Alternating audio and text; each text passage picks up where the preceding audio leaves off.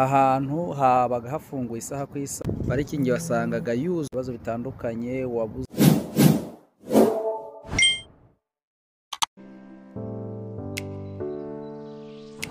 Muraho murakomeye, muri bazima, ni Kabarati nk'ubusanzwe ngarutse basuhuza. Mwiriwe, mwaramutse, ku isi yose ndabasuhuza. Aha mpagaze ni ku mushinga wakira impunzi wa KRM, iyo bita KRM. Niho mpagaze kabisa kuri Kentucky Refugee Ministers. Aha hantu habaga hafunguye isaha ku isaha, hakira impunzi, habakemurira ibibazo bitandukanye, wabuze akazi bakamufasha, bakamwishyurira inzu, bakamufasha kwiga, akishyurwa amafaranga y'ishuri akishyura. Ubu hafunzwe.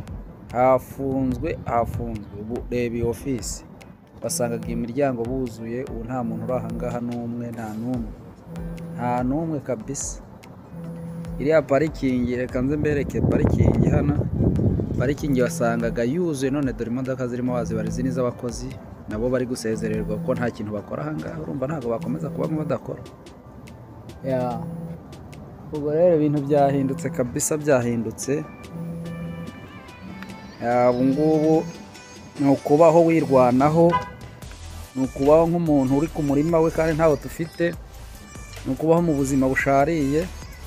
N'akazi nako ntikabasha kuboneka ngo tugakore. Usanga nabwo akazi bavuga ngo ni 90%. Ni umuntu uzi icyongereza 90% ugomba kugakora. Ubwo rero ni ikibazo gikomeye. Impunzi ibyazo byasubiwemo. Ni ukubasengera mukomeje, mugasengera abadashoboye.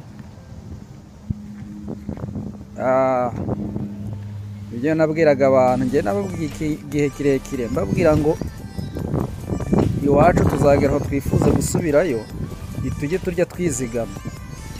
Ubu ndahamya neza ko mu minsi mikeya abantu bizigamye barajya bifuza kwisubirira iwabo, bagasubira bafite icyo bizigamye. Ariko ubu ngubu niyo baguha uburenganzira ugenda, ntiwagenda. Wagenda ujyanye iki?